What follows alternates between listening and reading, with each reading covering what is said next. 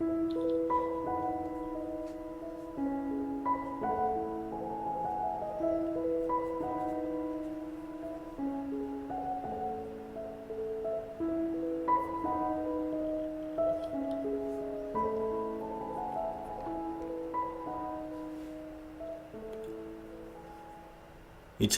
3월 16일 월요일 요한복음 20장 24절로 31절 말씀.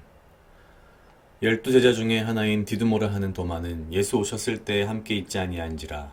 다른 제자들이 그에게 이르되 우리가 주를 보았노라 하니 도마가 가로되 내가 그의 손에 못자국을 보며 내 손가락을 그 못자국에 넣으며 내 손을 그 옆구리에 넣어보지 않고는 믿지 아니하겠노라 하니라. 여드레를 지나서 제자들이 다시 집 안에 있을 때에 도마도 함께 있고 문들이 닫혔는데 예수께서 오사 가운데 서서 가라사대 너희에게 평강이 있을지어다 하시고 도마에게 이르시되 내 손가락을 이리 내밀어 내 손을 보고 내 손을 내밀어 내 옆구리에 넣어보라. 그리하고 믿음 없는 자가 되지 말고 믿는 자가 되라. 도마가 대답하여 가로되 나의 주시며 나의 하나님이시니이다. 예수께서 가라사대 너는 나를 본고로 믿느냐 보지 못하고 믿는 자들은 복되도다 하시니라. 예수께서 제자들 앞에서 이 책에 기록되지 아니한 다른 표적도 많이 행하셨으나 오직 이것을 기록함은 너희로 예수께서 하나님의 아들 그리스도이심을 믿게 하려 함이요 또 너희로 믿고 그 이름을 믿어 생명을 얻게 하려 함이니라. 아멘. 오늘 요한복음 20장 제일 뒷부분 마지막 부분입니다. 이 앞부분에는 예수님께서 부활하셨고 그 부활하신 모습을 막달라 마리아가 보게 되죠. 예수님의 그 무덤이 비어 있는 것을 확인하고 뭐 이런 그 스토리들이 쭉 있습니다. 보통 오늘 본문을 보면서 저도 어려서부터 이제 어떤 이야기들을 많이 들었냐면은 도마의 믿음을 보면서 20장 29절에 있는 것처럼 나를 본고로 믿느냐 보지 못하고 믿는 자들은 복되도다. 그러니까 보지 않고도 믿을 수 있는 믿음. 그래서 믿음에 대한 이야기를 많이 들은 것 같습니다. 일단은 저는 요한복음 20장을 어떻게 생각하냐면 요한복음 전체의 가장 핵심, 물론 이제 당연히 예수님의 부활이 이 안에 들어 있고요. 여러 가지 내용이 있지만 오늘 이 20장 31절 마지막 절을 보면은 사도 요한이 이 요한복음을 쓴 목적을 정확하게 이야기하고 있습니다.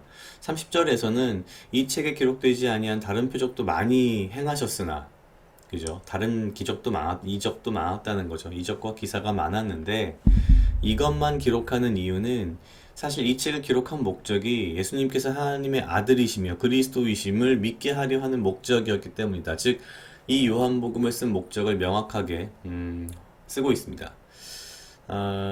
저는 사실 그 오늘 말씀을 보면서 이 29절 우리가 가장 잘 알고 있는 그 도마에게 하신 말씀, 예수님께서 나를 본고로 믿느냐 보지 못하고 믿는 자들은 복되도다 하시니라. 그러면서 도마 같은 믿음이 아니라 보지 않고 믿을 수 있는 믿음을 가져야 합니다 라는 이야기들을 참 어려서부터 많이 들었는데 제가 오늘 이 말씀을 쭉 읽다가 문득 그 생각이 들었습니다. 물론 이제 이 문자적인 의미는 맞긴 맞겠죠. 보지 않고 믿는 자가 훨씬 더 복된 자이고 이건 정말 큰 축복이란 말씀이겠죠. 아마 저는 그렇게 생각합니다. 보지 않고도 믿을 수 있는 것은 정말 정말 큰 축복이다 라는 말씀을 하신 건 맞는데 이게 약간의 어떻게 보면은 저는 어떤 의미로 오늘은 좀 다르게 느껴졌냐면 일종의 반어법 같은 건 아닐까. 왜냐면 이 사도 도마가 사실 어떤 삶을 살았고 이 이후에 어떻게 순교하였는가를 찾아보면은 뭐 많은 기록이 있지는 않습니다만 초기 전승문헌들에 따르면 도마는 결국 동방 지역 인도까지 와서 복음을 전했다고 합니다. 그래서 실제 인도에 가면 그 도마가 죽은 그 자리에 무덤 자리에 성당이 있죠. 인도에 있답니다. 실제로 있고요.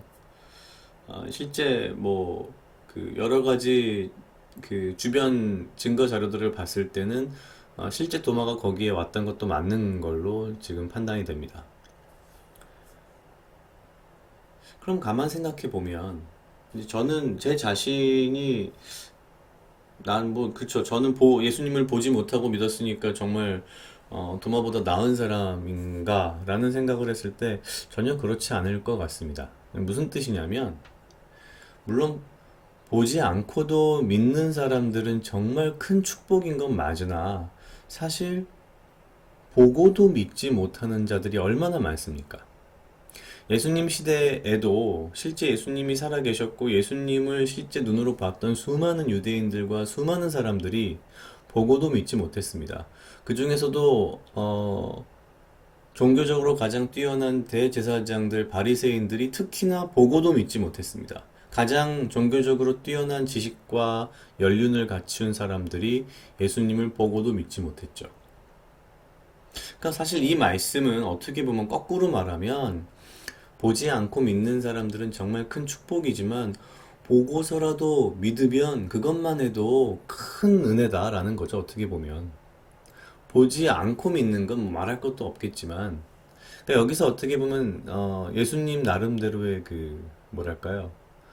은유법 또는 예수님 나름의 이제 유머와 위트라고 저는 항상 생각을 하는데 꼭 이게 이 말씀이 어떻게 보면 도마를 책망했다라기보다는 이 도마의 어떤 그런 이 현재 상황 그죠? 어, 을 빗대어서 사실은 굉장히 다른 의미의 말씀을 하신 건 아닐까라는 생각이 들었습니다. 결론적으로는 우리는 보고서 믿는 것조차도 쉽지 않은 존재들이 아닌가 그런 생각을 많이 했습니다, 오늘은. 제가 가끔 계속 반복하는 얘기 중에 하나지만 우리는 결국 진리를 혹은 진실을 보거나 들으면 믿을 거라고 생각을 하는데 그건 큰 착각이죠. 우리는 믿는 것을 보고 믿는 것을 듣습니다. 그러니까 실제 진리나 진실을 보고도 믿기 어려운 게 우리 인간이죠.